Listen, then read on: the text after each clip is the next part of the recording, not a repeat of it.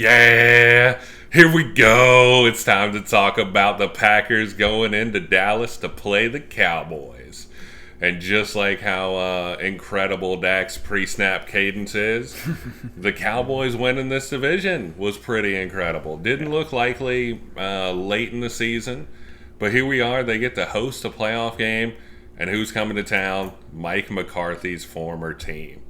The storylines in this playoffs, I mean, the script writers were just, they were working overtime to get everything right. Yeah. So we got the Cowboys as 7.5-point favorites and a really high total, our second highest of the playoffs for this Wildcard weekend at 50.5. So, Gage, what are your first thoughts on this game? Here we go! Y'all know what time it is. Finally back in AT&T Stadium for these playoffs. Finally got the Packers again in these playoffs. Time to get the kryptonite out of the way. Time to get this bad omen out of the way. Huge game as a Dallas Cowboy fan. Huge game for this fan base, franchise, all of the above. Our MVP level quarterback. Huge game for everybody involved. Was really hyped to see the 7.5 line to start. Honestly, my opinion, probably a little heavy. Do like the Cowboys to win this game, and obviously, as we've seen all year, if they do win and they do play well in this game at home, you could see a large margin of victory here. But with that 7.5, you could have the Cowboys up 15 late and still, get a touchdown and a 2-point conversion and get that covered out of the Packs. Yeah, really don't mind that line of thinking, especially in the playoffs. Like, I feel like you're more likely to maybe get that backdoor cover. Even though, as we talked about in the previous game, like the Cowboys are one of the few teams that, like, once it starts to get double digits, you're very scared of taking the opposite side. Yeah. The other, really interesting thing is the Cowboys got their home game undefeated at home this year. Yes, sir. So that's going to be huge for them. Yeah. We've definitely seen some struggles on the road. Being the 2 seed, you win and you guarantee yourself another home game as well.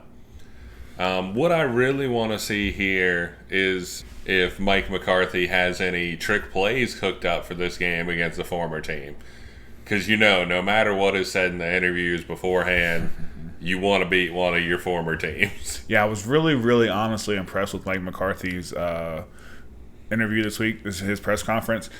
Really kind of took it on the chin for what he did last year with the Green Bay Packers game, and he really kind of didn't like how he invested so much time in the Packers before the game and talked to, really gave, was thinking about that a lot. Admitted he was, kind of disappointed in himself for that. Didn't take any questions really about the Packers and just pretty much said if it's not about the Cowboys and it's not about winning this football game, then I don't really want to talk about it. That basically there's 24 hours in a day, and that if it's not being devoted to winning this football game, then it's wasted time. So I was really excited to hear that out of Mike McCarthy. Love the headspace that I'm seeing these Dallas Cowboys are in. Dak Prescott playing at an MVP level. I think it obviously is Lamar Jackson in my opinion, but Dak playing at an MVP level. CeeDee Lamb just on fire. I think maybe, obviously top 3 receiver in the league right now. And then just the whole supporting cast is going crazy. What a pickup with Brandon Cooks. Stephon Gilmore's been awesome as a pickup. Obviously the defense everywhere has just been really, really good. So huge game, but I do see the Packers playing well in this game. They were obviously playing well coming into this game. Aaron Jones is going to be a huge factor in this game. The Cowboys have had a little bit of an issue stopping these kind of versatile running backs. We saw James Cook really do a number on the Cowboys, and just really the run game in general this season has been a tough spot for the Cowboys. So Aaron Jones maybe is, something that you could look for as far as player props, but I do think that's going to be the number one thing on the Cowboys whiteboard is slowing that guy down. So we'll see how that goes. Like the Packers with the number, but won't be playing this game because I definitely could see a Cowboys little bit of a marginal victory as well. Yeah. The other key for this game is a lot of the Packers' wins this year. Jorand Love has been incredible. Like, his pass completion above expected has been through the roof every time they win. And then you've seen some rough games or some just full halves where they don't score in some of the tougher ones. So with that Cowboys defense, like, you're always going to have to put up some – the Cowboys defense and offense, like, They're going to put up points. They're going to be tough to score against. What's the number they've got to get to? And with the total at 50.5, like, you're thinking the Packers probably got to get to at least 24, 27. And is that going to be doable? It's tough to say. But my only play in this game will be the Texas two-step that I alluded to earlier when we were talking about the Texans. Tease the Texans up to 8.5. Tease the Cowboys down to basically a pick 'em. And take the two home teams in the state of Texas. Love playing home teams. That's kind of going to be how I play this game. Yeah. Really think it's a good idea to lean on that home field advantage, especially for AT&T Stadium. Obviously, the Cowboys are 8-0. Going to be a whiteout out there at AT&T Stadium, and just from everything I'm seeing, that home crowd is really a factor in these games. It's incredibly hard to hear on offense, and then they really do a good job of quieting down while the Cowboys are out there. And really making it tough with over 100,000 people in there just screaming their heads off. And Cowboys have done an awesome job of really developing a home field advantage there. So I really think that's a good idea to lean on that a little bit. And kind of last thought piece here, and I want to see how you feel about this because you watch a ton of Cowboys games. With the Packers having Jair Alexander, great corner, but almost strictly plays out wide.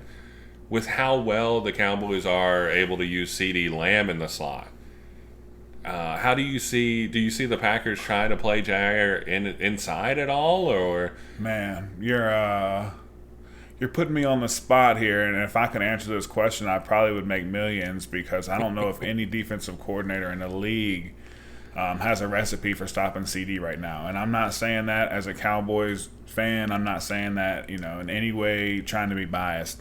CD is on another level right now. His route running is crazy. He's catching the ball at a crazy level. And really, as much as we kind of wanted to hate on Mike McCarthy and Schottenheimer a little bit, they've done an outstanding job of getting him just the targets that he deserves, going above 12, 15, 17, 18 targets in these last 5, 6, 7 games. They're feeding him the rock. They're getting his confidence going early. And once you see CD start getting that little swagger to him, if he gets a couple catches in the first drive or so, this guy is nearly impossible to stop. So I think Jair almost has to travel with him. But if not, then you put Jair on Cooks, and then you got to almost just double CD.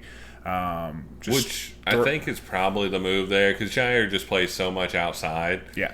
Which has also been why it's brilliant how they've schemed up CeeDee Lamb is a lot of your top corners, even though from not a football fan, you're just thinking, well, you're just guarding a guy. Why can't you do it outside and inside? Right. But there's so many different leverage situations inside versus outside and different ways you can scheme it up where you make it really uncomfortable for a guy who plays on that outside to come inside and try to guard those guys. Yeah, the little stuff like being able to get those free releases for guys like CeeDee Lamb and Tyreek Hill who are being schemed up into these spots. You let guys like that who can run these routes the way these guys run these routes, and you can't even touch them because they already have the free 5 yards. So now if you touch them, it's illegal contact. It's almost game over. These guys are CeeDee Lamb last week, 13 catches, 98 yards. No big plays down the field, just everything was just like paper cuts, little out routes, little over the middles, just 6-7 yard gains that are extension of the run game that keep you above the chains, that keep you getting first downs, and then turning into a little bit more of a threat in the red zone, which the Cowboys have been in desperate need of. So CeeDee Lamb just playing at an incredible level right now, doing everything he can for the Cowboys. Cowboys doing a really nice job of scheming him up, so it's going to be an incredible challenge for the Green Bay and that defense to try to scheme up a way to try to stop this guy. And with both of us leaning, Cowboys to win this game, obviously different talks about the spread because that 7.5 is at right around a key number. So stay tuned to see our picks for the other two games and see how this playoffs come out.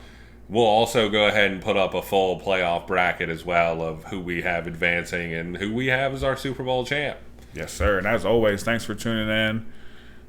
Here we go! Big year for these Cowboys. Not Super Bowl or bust. We'll talk about that as well. Not Super Bowl or bust, but huge game, huge year for the Cowboys.